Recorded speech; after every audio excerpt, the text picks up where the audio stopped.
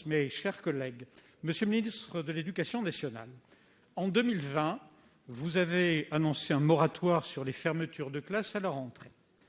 La semaine dernière, interrogée sur la rentrée de septembre 2021, Madame la secrétaire d'État annonçait dans cet hémicycle un moratoire de fait pour les communes de moins de 5 000 habitants sans l'accord du maire. Les élus locaux ont considéré le moratoire comme acté. Et je ne vous cacherai pas que la vidéo de la semaine dernière a eu un grand succès sur l'ensemble des territoires. Mais les projets de fermeture se poursuivent. En réponse tout à l'heure à notre collègue Madame Brulin, vous n'avez pas voulu vous engager sur un moratoire tout en nous présentant quelque chose, Monsieur le ministre, si je pouvais résumer, qui s'en rapproche. Vous avez les moyens d'un moratoire avec la baisse de 65 000 élèves.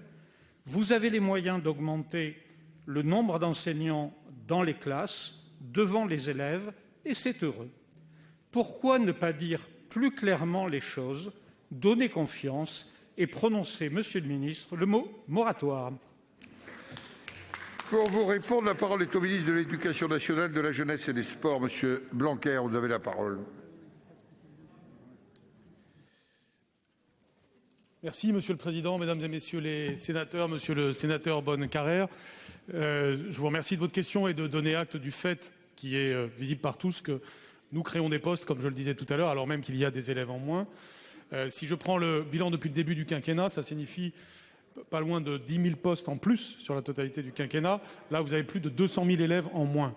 Pour avoir une politique quantitative, certes, mais surtout qualitative, pour une série de mesures, comme par exemple la limitation pour toute la France du nombre d'élèves à 24 en grande section, en CP et en CE1, ce qui sera le cas dans votre département du Tarn. Si je prends l'exemple du département du Tarn, à la rentrée prochaine, si on prenait en compte la baisse démographique, eh bien, il y aurait 19 postes en moins dans ce département. Ce ne sera pas le cas, il n'y a pas de suppression de postes dans le Tarn. Doit-on pour autant faire un moratoire sur la fermeture de classes et d'écoles? Vous savez que les deux sujets sont différents et vous le savez bien. Je n'ai aucun problème pour prononcer le mot moratoire pour école. Parce que, en effet, notre politique est une politique de défense de l'école rurale. J'ai souvent eu à le dire devant le Sénat et je suis fier de cette politique et nous avons à la mener ensemble. Ça doit être d'abord une politique d'attractivité de l'école rurale qui fait réussir les élèves, en effet. Et ça passe par exemple par le fait que dans le plan de relance, avec le Premier ministre, on a mis plus de 150 millions d'euros sur l'équipement numérique des écoles. Et ça bénéficiera notamment aux écoles rurales. Cette attractivité est fondamentale. Le mot moratoire pour les classes est beaucoup plus difficile à prononcer. Pourquoi? Vous le savez bien. C'est qu'il ne s'agit pas de faire des économies. Mais si je prends l'exemple du Tarn, si on ne supprime pas de classes, alors même qu'on ne supprime pas de postes, ça signifie qu'on aura dans un certain endroit des classes à 30 et dans d'autres des classes à 10 ou à 15. Et ce serait une inégalité de fait. Et vous seriez le premier à raison à vous en plaindre. Cette souplesse, elle existe depuis toujours. Pour la rentrée 2020, nous avons fait une exception pour tenir compte de la crise sanitaire.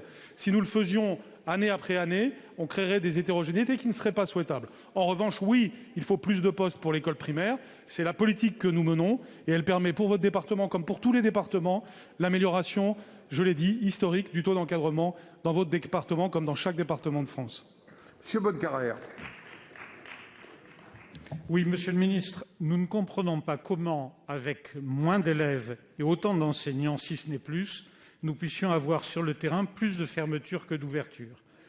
Pensez également aux jours d'après le Covid-19 et à cette idée que ruralité et petites villes seront vues demain comme une alternative pertinente à la métropolisation. Nous n'excluons pas de vous amener un petit peu plus loin dans vos décisions.